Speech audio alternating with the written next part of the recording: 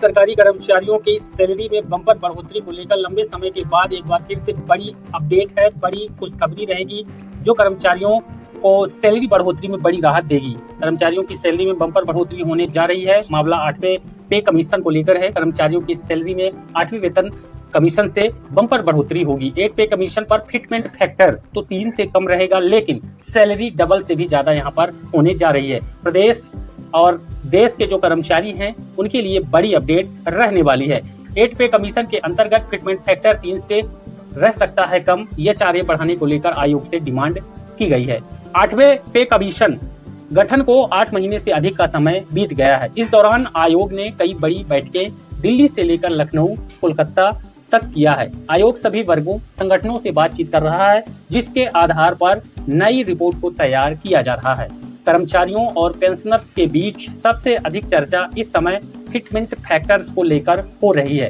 कर्मचारी संगठनों ने फिटमेंट फैक्टर को 3.83 से 4 तक रखने की डिमांड किया है।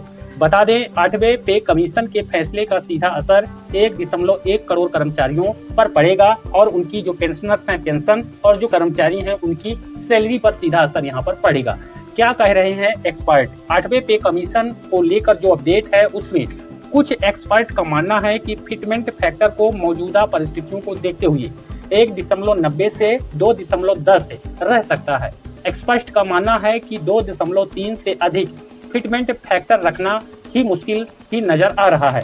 बता दें, 6वें वेतन आयोग के दौरान फिटमेंट फैक्टर 1.86 रहा था, वहीं 2.57 फिटमेंट फैक्टर 7वें पे कमीशन के दौरान रहा था। 7वें पे कमीशन के दौरान ही कर्मचारियों की जो बेसिक सैलरी है वो 7,000 रुपए से बढ़ करके डबल से भी ज्यादा 18,000 रुपए की स्तर पर पहुंच गई थी। मनी कंट्रोल की रिपोर्ट के अनुसार बैंक बाजार के सीईओ आदिल सिद्दीकी का कहना है कि फिटमेंट फैक्टर 2.28 से 2.86 रह सकता है। एचआरए और ट्रांसपोर्ट भत्ता बढ़ाने की मांग।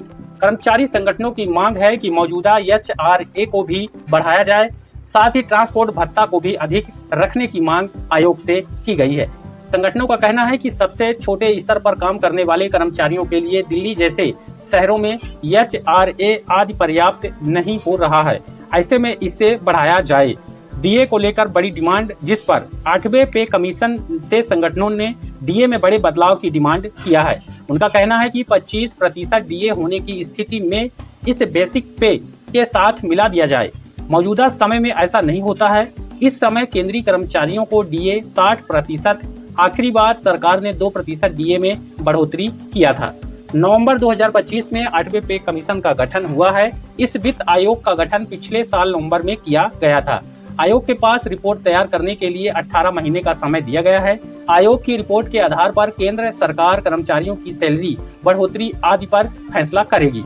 बता दें, अब तक आयोग ने फिटमेंट फैक्टर, बेसिक पे, एचआरए को लेकर भी ऐलान नहीं किया है। सिर्फ कयासों का दौर जारी है और जल्द ही इसके लिए सरकार की तरफ से और इस कमेटी की तरफ से ऑफिशियली स्टेटमेंट दिया जाएगा।